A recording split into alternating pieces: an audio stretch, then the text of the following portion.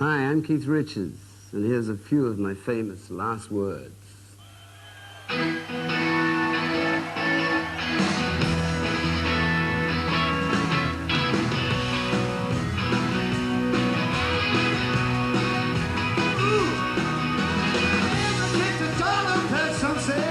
Let's talk about the live album.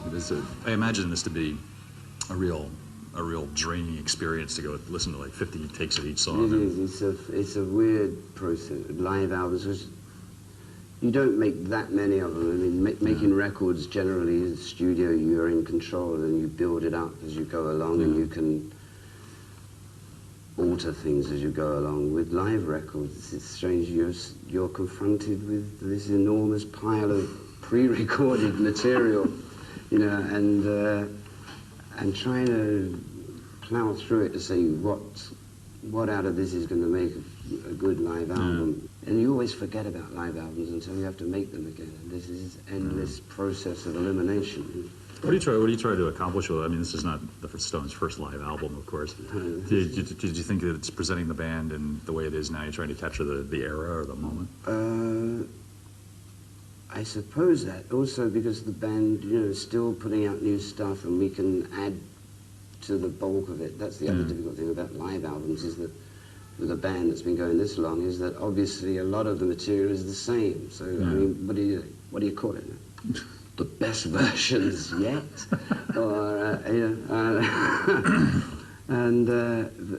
and so in a way, it was for us. It was fascinating just to be able to hear everything, instead of being presented with a badly recorded load of stuff and trying to pull something good out. We could actually present something worthwhile, you know, live-wise, just as a record, you know. Did at the end of we know it's always hard to get this band together, but at the end of that tour, after a year Don't tell me. Sorry, didn't want to let you in on that. At the end of this year-long tour, were they still raring to go? I mean, were they? Yeah, it's funny, because I've been asked it a couple of times, and I've thought about it.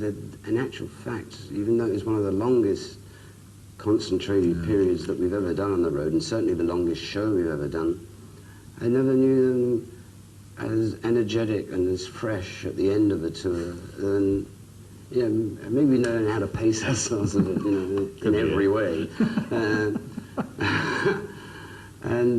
But yeah, I mean, it wasn't as if everybody was exhausted or dropping dead and saying, thank God that's over. Yeah. In fact, in a way, when I get to the end of a tour, I'm already sort of dreading that spectre of not working, because it takes a few weeks, actually a few months, when you wake up in the middle of the night going, where's the gig? You know, there's something inside that keeps us, it's road fever, they call it. And though you know it's coming, it doesn't stop it. Yeah. Last time we actually talked to Charlie once for a moment at the beginning of the tour, and he was, you know, we said, "How's it going, Charlie? Are you looking forward to this?" He said, "Well, we'll go out and do the show, and then tomorrow night we'll do it again and again and again." And again. Is he just kidding, or? Yeah, in a way, yes, he is. I mean, Charlie will say anything not to be asked a second question. He doesn't like to be grilled. Charlie, why don't we hear more from you? You're famous for not giving interviews. But yes. Why is that? Yes. Well, there's nothing to say, really, is there? Was there any kind of music you listened to when you were a kid before rock and roll happened? Do you remember listening to How Much Is That Doggy in the Window or anything like that? Oh, I remember hearing it. I remember, yeah, and I'm a pink toothbrush. I think I missed that. How did that go? Yeah, kind of like that, you know. And close the doors, they're coming in the way. Yeah. I mean, which is one of the reasons that rock and roll was so explosive and so immediately arresting when it came out, because there was an appalling dearth of material in the middle 50s that left, you know, if you didn't know where else to go and hear stuff, it was there, but I mean, what you would get to hear just by turning on the radio would be ouch, man. So did you mostly hear like early R&B stuff and blues stuff on the radio, or was it records from people bringing back from the States? Or? I think Little Richard and Heartbreak Hotel were the first rock and roll records. I mean, bam, you know, suddenly the world went into Technicolor. 1 minute there wasn't anything like it, and then, you know, there was this record, and then suddenly the next week there was Little Richard, and then there was, and go, wow, that's over there, a rocking man. What are we doing sitting there? Nothing, you know. I mean, look what they're doing, you know. And so it was like a rock and roll race. You know? Was America everything you expected it to be when you showed up here on your first tour? Or oh, it was like, I think for the Stones at the time, we were kind of in shock. You know, I mean, this is like going, this is like a little kid going to Disneyland. You know, do I actually believe it? You know, wake up in a minute, you're back in the goddamn flat. The landlord asking for the rent.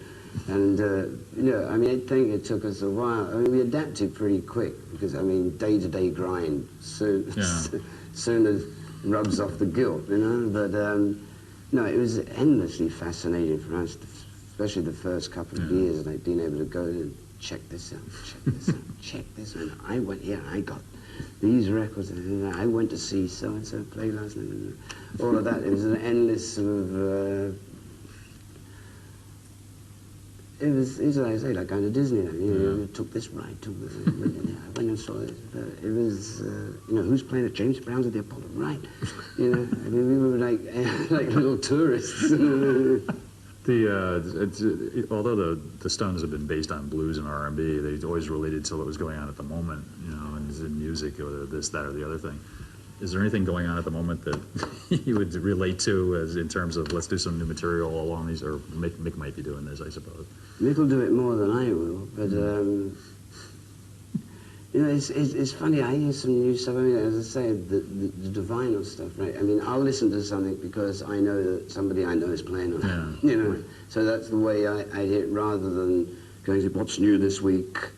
I must hear that. I must hear that. It's selling a lot of records. You know, I can't get into it quite in that way. The Black Crowes fascinate me, obviously. What do you make of their stuff? It's it's not that I'm making anything of it. It's just eerily reminiscent. You know, I wish them luck. You know, I mean, it's as I say, it's always a funny thing to sort of almost see you going through these time warps when you watch that stuff and listen to it. You say, oh man, he's got me down.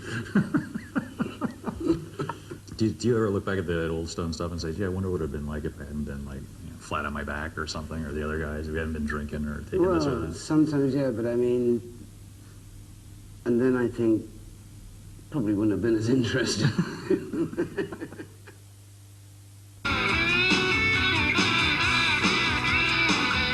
In March, Leo Fender, who had some of the greatest guitars in the world, died. Did you ever get to meet him while he was alive?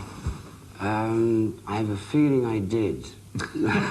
Back in those days. Yes, no, I did meet Leo once. But it's funny, I mean, the guys that made those things, which after all, without them, the world would be worse off, you know. I'm just sort of glad that I managed to give Leo his, an accolade. I think back at the Hall of Fame, I think, you know, or at least I've still got a memory. I knew the right guys to thank. I'd like to say thank you to Leo Fender for making the goddamn things we gotta play, right? You know, those guitars, man. That's, I mean, to me, being a guitar player, that's very important. I'd like to say thank you, Leo. I wonder if looking back from the time you started playing until now, what do you think is the most important thing you've learned about playing guitar? I mean, is there something a musician really should know that you've... Yeah, that you're never good enough. You know. To me, the guitar's a friend, you know. I mean, I might not look at the thing for a few days, no, but if there's like a spare moment, you know, you just sort of feel, hey, come on, baby. It's, you know, and it's, you know, you talk to each other. And really, to me, music's like that to me, basically. I mean, even if you can't play something, obviously listening to music is a very important thing to a lot of people, otherwise we wouldn't be there, right? Music has a special effect on people. The fact that we don't know quite what it is and why it should be so makes it even more interesting to me, you know. If I find out, I'll let you know. I'll be waiting for that letter. I think what's interests a lot of people is the stuff that you leave out. I mean, your style is such that you can just put something in here and not have to just jam stuff in there. You learn that as you go along. I mean, sometimes I still think, you know, I should have left that. You know, but yeah, to me, what is making a record? You know, what you have is like this thing is silence, and then what you're going to do is put some sound on top of this silence. It's like the same as if you're going to make a painting, right?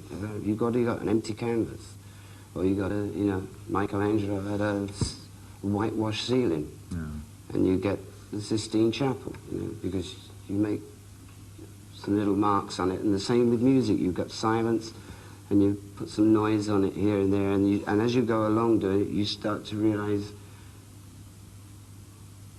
how to create the kind of effect that you want, you know, how to leave something out and drop something out to make something more important, and instead of just trying to sort of say, this is how I play, you know. I look upon it like that kind of way. Not that every one thing I've made is a Sistine Chapel. Do you remember coming up with any of these like classic riffs? I mean, do you remember where you were when Jumpin' Jack Flash kind of jumped into your head? Does it just come out of the blue? Just straight out of the day, come out of the blue. I mean, Satisfaction, I was asleep. I woke up. I just dreamt it and put it on the tape and went to sleep again. And forgot all about it. And the only reason that it ever came about was because I noticed that the tape had run to the end, and I said, but I knew I put a fresh tape in there. This is what I woke up with. And so I run it back to the beginning, and there's three times, and I can't get no satisfaction. And then it's me snoring for 45 minutes. And I mean, that's how songs are, they're on slender little things. You know, if I hadn't have checked that tape out, I wouldn't have remembered it. Well, Stones have held a lot of stuff back over the years, I think. And is it true that there are 5,000 songs in a vault somewhere? I don't know if anybody's counted them, but there are loads of riffs lying around waiting for that other bit. When's it going to arrive? You know, will we ever You hear never it? know. It doesn't matter, you know, because, I mean, Start Me Up was the same. That was 5 years from when the riff came up to actually being able to make a record out of it. It's fine having a great riff, but if you're trying to make a great record, that's only one of the ingredients. Yeah, you know? So you have to listen always to, now and again, to things that you just sort of put in the can. You have to listen to the can sometimes. Sometimes you've got to go to the can.